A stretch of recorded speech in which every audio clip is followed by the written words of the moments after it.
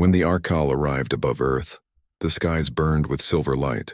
Their ships floated like ghosts, massive, quiet, perfect. No sound, no weapons firing, no demands. Only a single transmission repeating again and again, "We seek mercy." For 2 days, the world watched their message. Every nation, every government, every soldier waited for orders. Humanity had seen war before, but never like this. The aliens didn't come to conquer. They came to beg. When they finally landed outside Geneva, they stepped out. Tall, thin beings, skin like glass, eyes that shimmered blue. They carried no weapons, just exhaustion. Their leader, a frail figure named Kelvin, bowed low and said in a voice that trembled through the translator, "We have nowhere else to go. Our enemies will come, please. Pity us, the world didn't know what to do." Some said help them, others said trap them. But humanity's heart has always leaned toward compassion. Camps were built. Doctors studied their wounds. The Arcal were dying, not from hunger, but from fear. Dr. Elena Mirov was the first to notice something strange.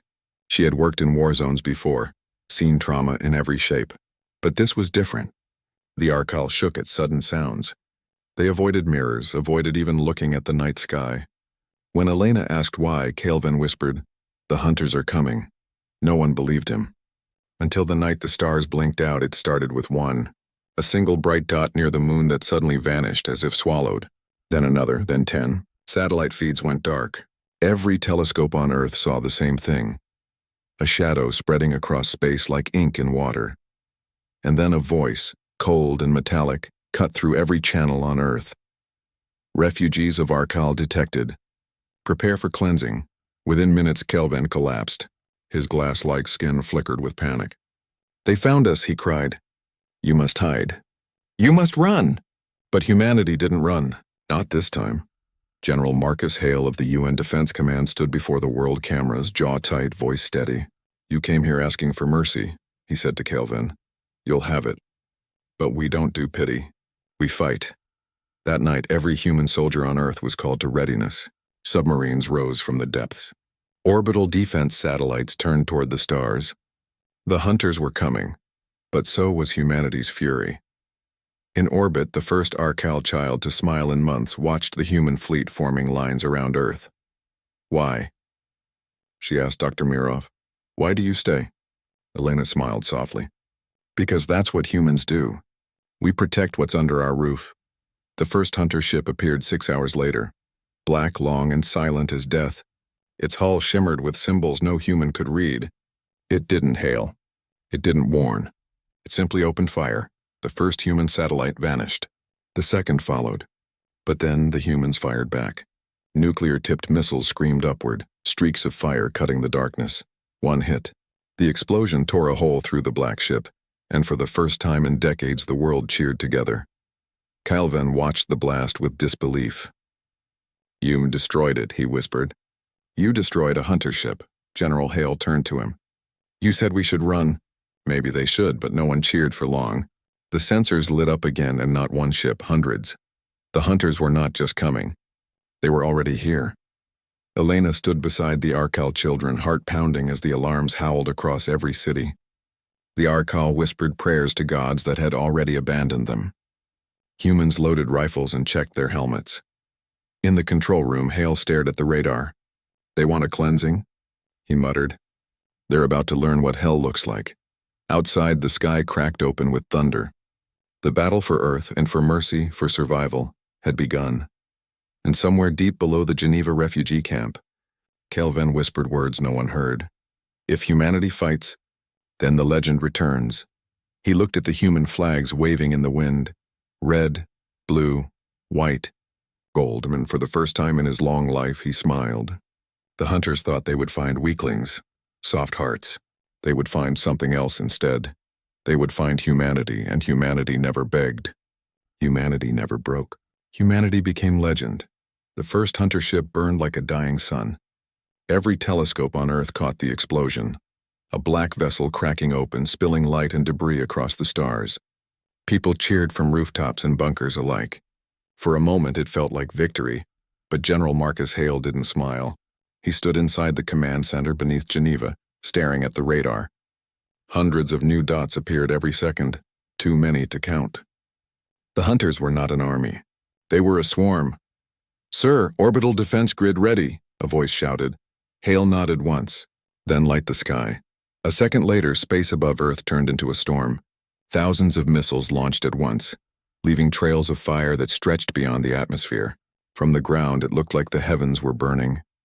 Dr. Elena Mirov watched from the refugee camp beside Kelvin. The Arcal leader stood motionless, eyes wide as human weapons filled the darkness.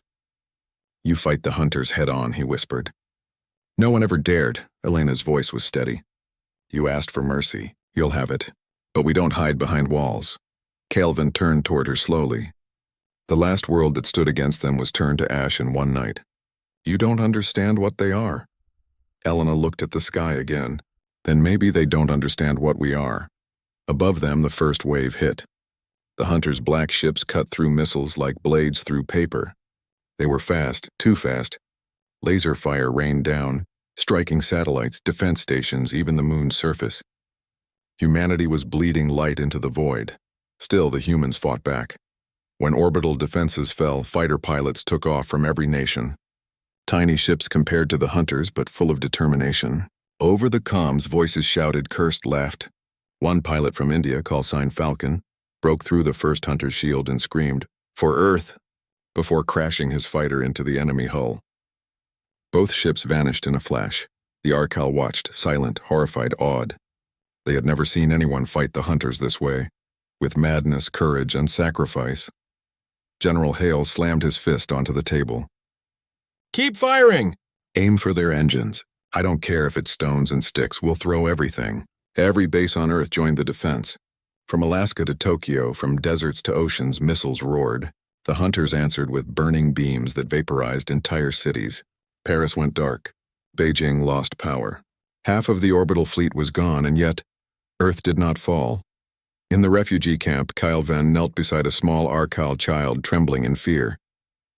"Do not look," he whispered. But the child pointed upward through the smoke, eyes wide. "They are still fighting," she said. "Even now." Kelvin followed her gaze. Above the burning sky, through the flashes of light and death, human ships still charged. Crippled, outnumbered, dying, but still charging. A distant explosion echoed through the clouds. A massive hunter dreadnought began to fall, its black hull breaking apart, glowing red as it entered Earth's atmosphere. The entire sky turned orange. "Impact predicted in Europe," a soldier shouted inside the control room. "Get everyone underground," Hale ordered. The dreadnought hit the ground with the force of a god's hammer. Mountains shook. The sound rolled across continents. For minutes, the Earth seemed to scream. Then silence. When the dust cleared, half of Switzerland was gone. But the hunter dreadnought, it was broken. Cracked open. The Arcal stared in disbelief. "Impossible," Kelvin muttered. "The hunters are never destroyed, never." Elena turned to him. "You're looking at never." Hours passed. Smoke covered the planet. The first night after the invasion, humanity lit candles for the fallen. But the hunters were not finished. Their main fleet was still approaching. Bigger, darker, endless. Inside the ruins of the Geneva Command Center, Hale wiped blood from his forehead. "Status? Most orbital defenses down, sir. Ground forces ready. We can't win this in the air." Hale looked at the hologram, the swarm of hunter ships closing in. He smiled grimly. "Then we'll win it on the ground." Elena joined him. "You can't fight them here," she said. "They'll destroy everything." He looked at her, his eyes hard. "Everything's already gone, Doctor. But maybe we can buy time." Kelvin stepped forward. "Time for what?" "For you to live," Hale said. For the first time, Kelvin saw something in a human's eyes he couldn't name. It wasn't pity. It wasn't hate. It was something older. Something fierce. "Then the legend is true," Kelvin whispered. "The race that burns twice as bright before the end." "Not before the end," Hale said. "Until the end." Outside, human tanks rolled through the streets, soldiers shouting orders, faces blackened with smoke and dirt. Across the world, civilians helped carry the wounded. Even children passed water bottles to soldiers heading to the front. The hunters had technology beyond imagination. But humanity had something else: unity, rage, hope. As the next wave of black ships entered the atmosphere, the world braced again. The sky turned red. The air trembled. Kelvin stood beside Elena and watched the storm descend. "You can't win," he whispered. Elena looked at him, voice calm. "Maybe not. But we can make them remember us." And as the first hunter beam split the clouds, humanity roared back with fire. The earth burned, but it did not bow. When the hunters descended, the sky turned into fire. Their ships blotted out the sun, pouring beams of light that melted steel and stone. Cities became oceans of smoke. Yet even as the world burned, the humans didn't run. They stood. General Marcus Hale watched from a command vehicle as black shapes dropped through the clouds. The hunters' ground troops. They weren't soldiers in armor. They were nightmares in motion, tall as machines, their bodies half metal, half shadow. Each step they took left the ground scorched. "Targets incoming," a voice said over the radio. Hale gripped his rifle. "Hold the line." In the ruins of Geneva, human soldiers dug into the rubble, waiting. The wind carried dust and fear. Somewhere in the distance, the faint hum of hunter engines grew louder. Then they came. The first hunter broke through the smoke, tall, thin, and glowing red at the joints. It moved like a predator scanning the ruins. A single human opened fire. The bullets bounced off its armor, useless. The hunter raised its arm, charging its weapon, and then a sound filled the air. A low whistle. A rocket streaked across the street and slammed into the creature's chest. The explosion threw it backward, burning black fluid across the walls. "Got one," shouted Sergeant Cole, his face covered in soot. "They bleed!" The soldiers cheered and fired again. The street became chaos, humans shouting, hunters roaring. Metal and fire mixed with blood and smoke. Dr. Elena Mirov guided the Arcal survivors through the tunnels below. Above them, thunder rolled. Not from weather, but from artillery. Every explosion made the children flinch. One of them, a small Arcal girl named Sari, looked up at Elena. "Why don't your people hide?" she asked softly. Elena paused, listening to the war above. "Because if we hide, we lose everything. If we fight, we have a chance." Sari's silver eyes blinked. "My people always run." "Maybe," Elena said. "It's time you learned to stand." Up on the surface, Sergeant Cole's unit was pinned down. The hunters advanced in perfect formation, their red eyes glowing through the smoke. Cole was out of ammo. "We're surrounded," he shouted. Then through the dust a tank roared forward, battered, smoking, but alive. The words "Luna's Fury" were painted on its side in white spray paint. Its cannon fired point blank. The shot tore through 3 hunters at once. Over the radio, Hale's voice came through. "No one retreats. Every second you hold, another family lives. Do your duty." Even as his voice crackled with static, soldiers all across the world echoed the same word. Duty. In New York, volunteers fought beside soldiers. In Africa, entire villages armed themselves with captured hunter tech. In the oceans, submarines launched torpedoes into the dark, striking enemy ships from below. The hunters expected weakness. What they found was madness. Organized, desperate, human madness. Kelvin, the Arcal leader, stood beside Elena now in the tunnels, listening to the battle echo through the ground. "They should be gone by now," he said. "Any sane species would surrender." Elena gave him a tired smile. "We're not known for sanity." Another explosion shook the earth. The ceiling dusted their faces with ash. Somewhere above, a hunter screamed, not in triumph but in pain. Kelvin's voice trembled. "You are killing them?" "Yes," Elena said quietly. "And dying for it." Kelvin's eyes glimmered. "You don't understand. Hunters don't die. They consume. He stopped, because he heard it too. A human battle cry echoing through the tunnel vents, raw and furious. "For Earth." Kelvin's breath caught. That sound. I have not heard it since the ancient wars. It is the sound of a species that does not break. Above ground, Sergeant Cole's unit was down to their last man. Cole leaned against a broken wall, bleeding, smoke in his lungs. The radio crackled. "This is command," Hale's voice said faintly. "Reinforcements inbound." "Hold, soldier." Cole looked at the horizon. Hunter silhouettes moved closer. He laughed bitterly. "Reinforcements?" "I am the reinforcement." He reached into his vest, pulled out a grenade and whispered, "Let's make it count." When the dust settled, the street was gone, along with every hunter on it. Hours later, human drones flew over the battlefield. The hunters were pulling back, not retreating, but regrouping, testing, studying. General Hale stood in the ruins watching the stars. His aide approached, face grim. Sir, we lost half our ground forces. Hale nodded. And they lost their first battle on Earth. They'll remember that. In the tunnels below, Cale then gathered the surviving Arcal. He looked at the humans treating the wounded, their hands shaking, eyes hollow, yet still moving, still helping. You were right, he told Elena. We came for pity. But what we found is legend. Elena smiled faintly. You haven't seen anything yet. Above them, lightning flickered across the burning sky. The Hunter's main fleet was descending. The real war hadn't even begun. Kylvan looked upward, whispering in his language, May the stars remember this day, the day humanity stood before the storm. And somewhere out there, in the black silence of space, the Hunters watched.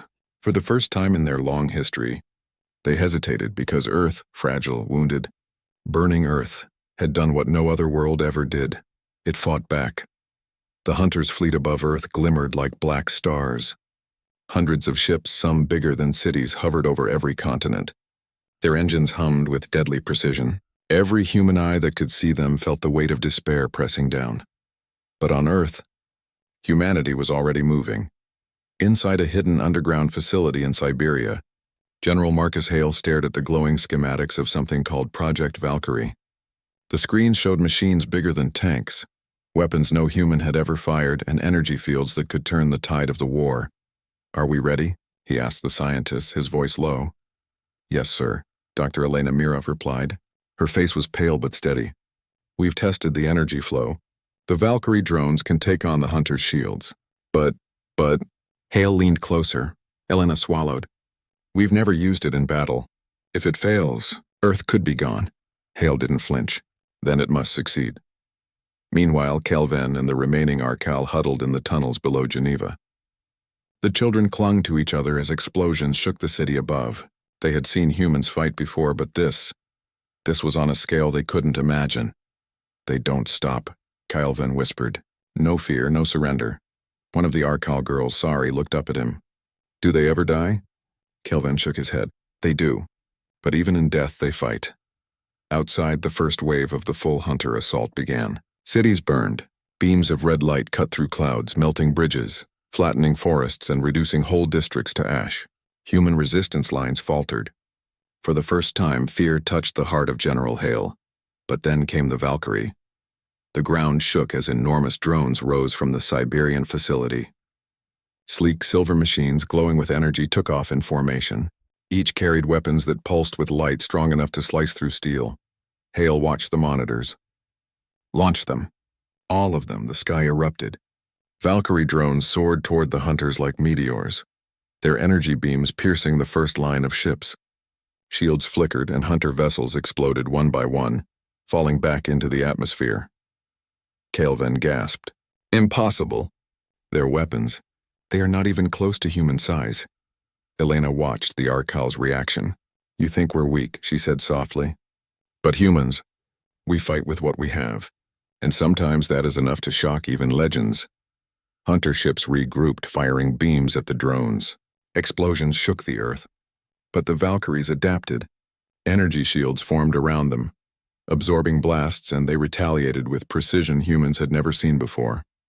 Above Geneva, Sergeant Cole led a small team through ruined streets. The air stank of smoke and blood. Yet the humans moved forward, coordinating strikes with Valkyrie drones overhead. Hunters fell in their thousands. One of the Arcal children watched, eyes wide. They are gods, she whispered. Kelvin shook his head. No, gods do not bleed. They are something else entirely. Hours passed. The Hunters' first assault was broken. Ships that once seemed invincible now floated in twisted wreckage. Humans celebrated victories in the streets while still defending the wounded. But Kelvin knew this was not the end. This Project Valkyrie, it is strong. But the Hunters will return. And next time they will bring more than ships. Elena turned to him. Then we will be ready. Every city, every forest, every ocean, we will fight. Humanity does not wait for mercy. A distant explosion tore through the Siberian mountains. One Valkyrie drone was hit and fell in flames. But 10 more rose immediately, filling its place. The humans had learned to survive by fighting smarter, faster, and harder. Hale watched the global monitors. Prepare for the counterattack, he ordered. They will test us again. But every second we hold, we are writing history. Kyle then knelt beside the children, their small hands trembling. I came here for pity, he whispered. But what I see is legend, Elena glanced at him. No, she said. You see humanity. That is enough. The sun dipped below the horizon. Fires burned across the world. The hunters' black ships glimmered like distant stars preparing for the next strike. And humanity? Humanity stood tall. For the first time, Kyle Venn felt hope. Not for his people, but for the world he had feared would end.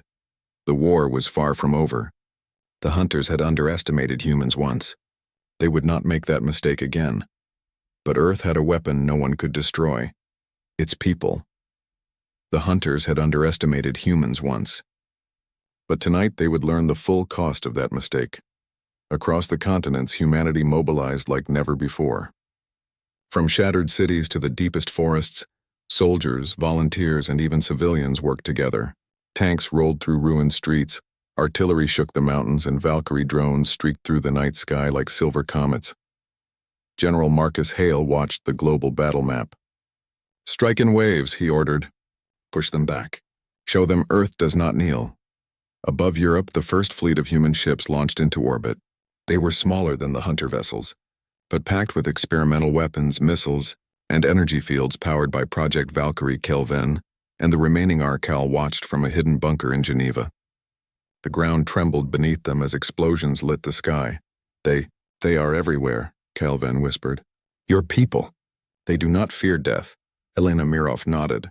Humans fight not because they are fearless. They fight because they refuse to surrender, and sometimes that is enough to terrify even the hunters. The first clash began above the Atlantic. Hunter ships fired beams that vaporized everything in their path. But human ships darted and weaved through the firestorm, launching missiles that tore open hunter hulls. The Valkyrie drones swarmed in perfect coordination, striking multiple ships at once. On the ground, humans struck too. Artillery hit hunter landing zones, burning the black machines before they could fully deploy. Fighter pilots dove from the skies, engaging enemy forces in close combat. Humans died, yes, but every death fueled the next strike. Every fallen soldier became a symbol of resistance. Kelvin had never seen anything like it. On his homeworld, when the hunters arrived, people ran, hid, and begged. On Earth, humans ran into the fire. They are unstoppable, he muttered, his hands trembling. A small Arcal boy clutched his sleeve. Will they survive? Kelvin looked down at him. I do not know, but they will not break. In Siberia, Dr. Elena Mirov monitored Valkyrie drones as they tore through the hunter formations. Each strike created massive explosions that lit the night sky. Satellite feeds showed the hunters retreating, not fleeing but recalculating. They had never faced a planet that fought back like this. In New York, tanks fired through ruined streets, soldiers shouting orders as hunter ground troops fell beneath them. Civilians carried the wounded, fed the hungry, and rallied behind their fighters. Even the Arcal began to understand. They fight as one, Kelvin said softly. Not just soldiers. All of them, above them, the sky burned red. Hunter dreadnoughts, massive beyond imagination, advanced into human lines. The world trembled under their weapons, but humanity had prepared. Energy shields rose from cities, countermeasures fired from orbit, and the Valkyrie drones dove into the enemy hulls. One by one, the dreadnoughts fell. Explosions sent massive shockwaves across continents, shaking the earth like thunder. Yet humans did not flinch. They rebuilt positions even as dust covered their faces. General Hale's voice crackled over the comms. Push forward. Every second we hold is another second they regret coming here. Kelvin turned to Elena, his voice trembling. I came here expecting pity, and instead, I see gods walking among mortals. Elena shook her head. No gods, humans, ordinary, broken, desperate humans. That is the power you see. On the battlefield, Sergeant Cole led a squad through collapsing buildings. Hunter machines fell before them, but he didn't pause. Keep moving, he shouted. Every inch we take is a victory. The Arcal watched in awe as humans used ingenuity against technology far beyond their own. Improvised weapons, tactical traps, and fearless charges tore through the hunter forces. Kelvin felt something stir within him. A strange, impossible hope. Perhaps his people could survive too. If humans could defy death and strike back with such force, maybe there was a chance for all of them.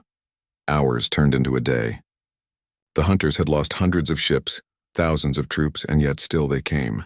But humans were ready. Cities became fortresses, forests became ambush zones, oceans hid torpedo volleys. The planet itself seemed alive, as if Earth itself fought alongside its defenders. Calvin whispered more to himself than anyone else. The legends. They are real. Humanity is a storm that cannot be tamed. Elena placed a hand on his shoulder. And you thought we would give you pity? He looked at her, eyes wide. No. You gave them something far worse. You gave them resistance. And somewhere beyond the clouds, the hunters paused for the first time. They had faced worlds before. They had annihilated planets. But never had they encountered one that refused to bow, one that refused to break, one that fought back as humans did. Earth had struck back, and the universe would never forget it. The hunters had returned, larger and more terrifying than ever. Their fleet blotted out the stars. Black dreadnoughts hovered above continents, their energy weapons ready to reduce every city to ash. Humanity had never faced anything like this. But Earth was ready.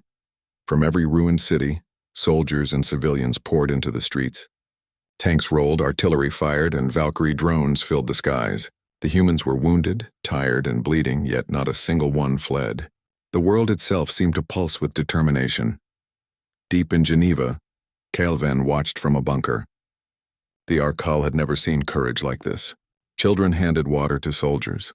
Engineers repaired broken weapons while under fire. Doctors ran through streets treating the injured as explosions tore through buildings around them. They are not like anyone else, Calvin whispered. I thought we would find pity. Instead, we find gods walking among mortals. Elena Mirov glanced at him, calm but fierce. Not gods, she said, humans. Broken, desperate, ordinary humans. That is the power. General Marcus Hale stood on a command platform overlooking the battlefield. His hands were steady, his eyes hard. All units, he shouted over the comms, this is our world. This is our home. Today we show the universe what humanity is. Forward. Do not stop. The humans moved like one organism. They struck in waves. The Valkyrie drones tore through the hunter fleet.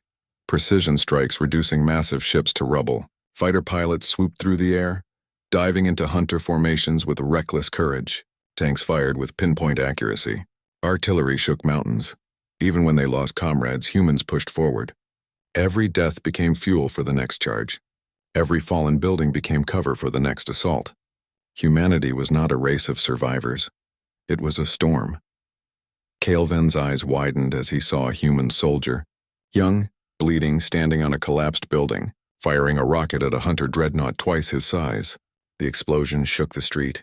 Dust and debris rained down. The soldier did not flinch. He simply reloaded and fired again. They are unstoppable, Calvin whispered. They fight because they must, Elena said softly.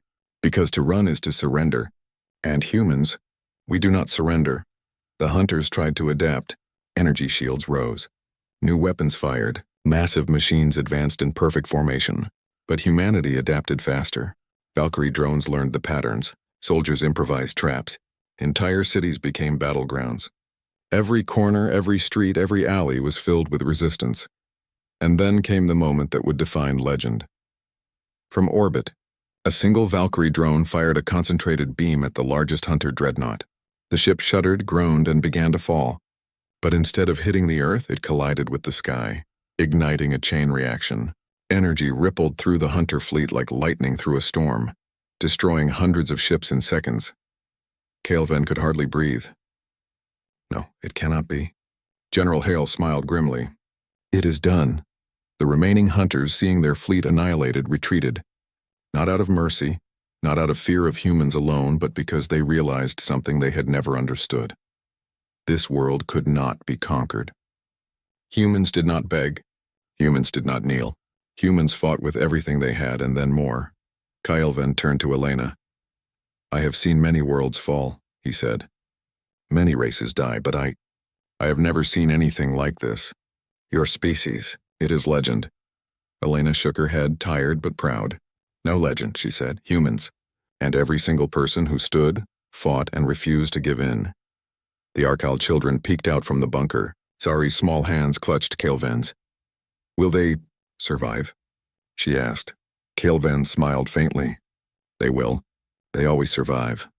Across the planet, fires burned in ruined cities, but humans raised their flags high. The world had been scarred, lives had been lost, yet humanity had endured. Earth itself seemed to breathe in relief. In the silence after the battle, the survivors looked at each other, humans and Arkal alike. They were bruised, wounded, tired, but alive. And in that moment, Kelvin realized the truth. Humanity was not just strong. Humanity was impossible to break. The hunters would never forget this planet. Other civilizations would whisper its name in fear. But the humans of Earth, they would live. They would rebuild, and they would never bow again. General Hale surveyed the battlefield, voice quiet, almost to himself. They came for mercy. They found something else instead. They found the full force of humanity. Kelvin bowed his head in respect, a gesture no Arkal had ever made for another species. "You have shown me what it means to be alive," he whispered. Elena placed a hand on his shoulder. "And you have learned that the universe cannot crush what refuses to break." Above the ruins, the sun rose. Its light gleamed on battered streets, broken machines, and human faces covered in soot. Yet in every eye there was something unbroken, something eternal. They thought humanity would beg. They thought humanity would kneel. What came instead was legend. And humanity. Humanity would walk forward, stronger, fiercer, unyielding. The universe had learned a new truth that day. No one, not aliens, not gods, not monsters, and could break humanity. And on Earth, that truth burned brighter than any star. The end.